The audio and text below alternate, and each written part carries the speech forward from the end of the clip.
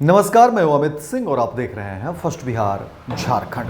देखिए, बिहार में राजस्व एवं भूमि सुधार विभाग ने बड़ा फैसला लिया है और इस फैसले के तहत कहा जा रहा है कि अब जमीन संबंधी जो मामले थे, जमीन संबंधी जो परेशानी थी, उसमें कई चीज़ों को लेकर के कहा जा रहा है कि अब उन तमाम परेशानियों को सरकार ने दूर कर ली है। और विभाग ने देखिए बड़ा फैसला लिया है और साथ ही साथ निर्देश भी दिए हैं और कहा जा रहा है कि अब इस तरह की जो परेशानी है उसको जल्द से जल्द सरकार निपटारा करेगी। और देखिए क्या कुछ सरकार की तरफ से निर्देश जारी किए गए, क्या कुछ राजस्व एवं भूमि सुधार विभाग ने फैसला लिया। हालांकि देखिए कई सारी ऐसी बातें हैं जहां पर दिक्कत और परेशानी भूमि मालिक को होती है।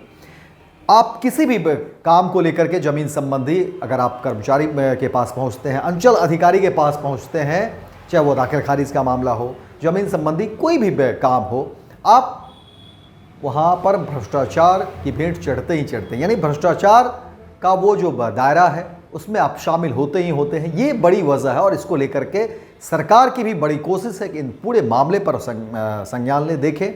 और आम लोग देखिए जो भूमि मालिक हैं वो इस पूरी प्रक्रिया से जो है परेशान हैं और इसका कोई जो है ठोस कोई इसको लेकर के बातें नहीं कही जा रही है।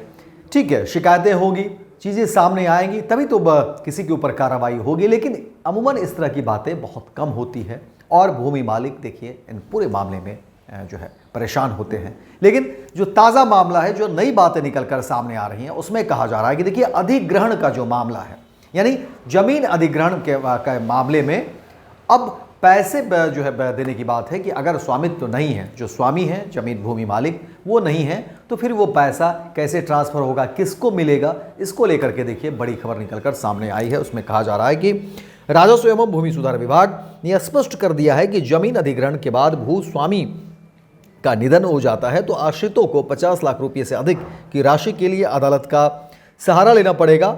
और कहा गया है कि 50 लाख से कम राशि अंचलाधिकारी के प्रमाण पत्र से दी जा सकती है। इसके पहले भूस्वामियों के निधन की स्थिति में बड़ी राशि की भी अंचलाधिकारी के प्रमाण पत्र पर दी जाती थी। निदेशक भू अर्जन कमलेश कुमार सिंह ने इसी तरह के एक मामले में शेखपुरा के जिला भू अर्जन पदाधिकारी को यह निर्देश दिया। पत्र में कहा गया कि 50 लाख रुपये तक के भुगतान के लिए भी आश्रितों को उत्तराधिकारी प्रमाण पत्र देना होगा। अंचलाधिकारी दावे की जांच करेंगे। मुआवजा लेने वाले आश्रितों को क्षतिपूर्ति वंद पत्र जमा करना होगा। इसमें वे लिखेंगे कि अगर कोई अन्य व्यक्ति या समूह हकदार साबित होगा तो मुआवजे की पूरी या आंशिक राशि वापस कर देंगे। यानी कि जमीन मामले में देखिए अब जो है अधिग्रहण को लेकर के बातें कही गई और जो स्वामी है, भूमि स्वामी है, अगर वो नहीं है तो फिर जो उनके उत्तराधिकारी हैं उनको किस तरह से पैसे मिलेंगे और क्या कुछ उन्हें जो है सरकार के सामने रखना होगा एक